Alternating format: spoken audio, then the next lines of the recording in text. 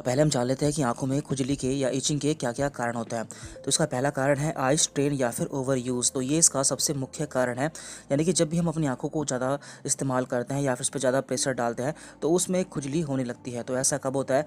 यदि हम लंबे समय तक फ़ोन का इस्तेमाल करते हैं या फिर लंबे समय तक कोई ऐसा काम करता है जिसमें हमारी आंखों पर काफ़ी जोर पड़ता है, तो उस समय हमारी आंखों में खुजली हो सकती है। इसके बाद यहाँ पर इसका दूसरा कारण है ड्राई आइज़, यानी कि जब भी हमारी आंख सूख जाती है तो उस समय भी उसमें खुजली हो सकती है। इसके बाद यहाँ पर इसका तीसरा कारण है इरिटेंट, यानी कि यदि हमारी आंख में कुछ ऐसी चीज़ चली जाती है जो कि हमारी आंख को इरिटेट करती है तो उस समय भी हमारी आंख में खुजली हो सकती है।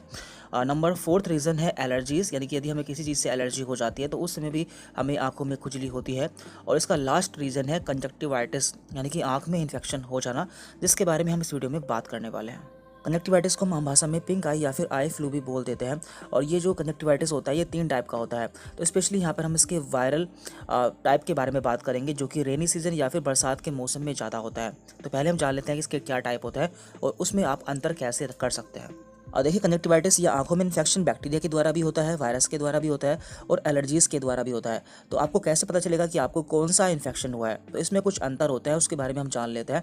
सबसे पहले यहाँ पर है बायलेटरल इन्वॉल्वमेंट, यानी कि हमारी दोनों आंखों में कौन सा होता है। तो जो बैक्टीरियल होता है उसमें 50% चांस होता है कि हमारी दोनों आंख में हो जाता है। वायरस का जो चांस होता है वो 25% होता है। और एलर्जीज़ में क्या होता है, मैक्सिमम चांस होता है कि इसमें हमारी दोनों आंख इन्वॉल्व होती है या फिर दोनों आंख में इन्फेक्शन हो जाता है। अब बात करते हैं डिस्चार्ज। तो जो बैक्टीरियल इन्फेक्शन होता है उसमें हमारी आंखों से म्यूकोपुरुलेंट डिस्चार्ज होता है, यानी कि हमारी आंख से पस जैसा या म्यूकस जैसा डिस्चार्ज होता है। जबकि वायरस में हमारी आंखों से वाटरी डिस्चार्ज होता है, यानी कि हमारी आंखों से पानी गिरता है। और एलर्जीज़ में हमारी आंखों से कोई भी डिस्चार्ज नहीं होता है। इसके बाद यहाँ पर इसका अगला अंतर है रेडनेस।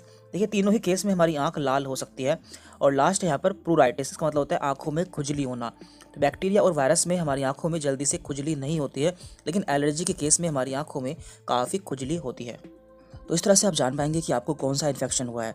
अब हम बात करते हैं वायरस इन्फेक्शन के बारे में या फिर आई फ्लू के बारे में। सबसे पहले हम जान लेते हैं कि क्या ये सीरियस है। देखिए, ये सीरियस नहीं होता है क्योंकि ये 1 हफ्ते में खुद से ठीक हो जाता है और इससे हमारी आंख में कोई डैमेज भी नहीं होता है। अब बात करते हैं इसके लक्षण की, यानी कि हमारी आंख में इसके क्या क्या लक्षण देखने को मिलते हैं। देखिए, इसमें हमारी आंखों में रेडनेस, यानी कि हमारी आंख लाल हो जाती है। उसमें स्वेलिंग, यानी कि उसमें सूजन आ जाती है। और उससे वाटरी डिस्चार्ज, यानी कि हमारी आंखों से काफ़ी पानी गिरता है। और कभी कभी उसमें ईचिंग या फिर खुजली भी हो सकती है। बात करते हैं इसके ट्रीटमेंट की, यानी कि आप इसे कैसे ठीक कर सकते हैं। देखिए, नॉर्मली इसमें कोई भी ट्रीटमेंट की ज़रूरत नहीं होती है क्योंकि एक वायरस इन्फेक्शन है और वायरस के लिए कोई भी मेडिसिन नहीं बनी है, इसलिए ये 7 से 10 दिन में खुद से ठीक हो जाता है।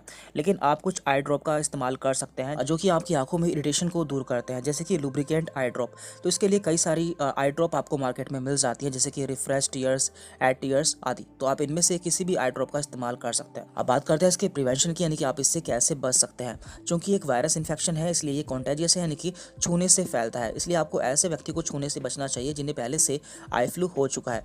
और बहुत से लोगों में यह भ्रम रहता है कि ये देखने से भी फैलता है। तो ये किसी को देखने से नहीं फैलता है। जब तक आप उसे टच नहीं करेंगे या कोई ऐसी वस्तु टच नहीं करेंगे जिसमें वायरस है, आपको ये इन्फेक्शन नहीं होगा। और यदि यह इन्फेक्शन किसी को हो जाता है तो उसे अपने घर पर तब तक रहना चाहिए जब तक कि उसकी आंखों से कोई भी डिस्चार्ज होना बंद ना हो जाए।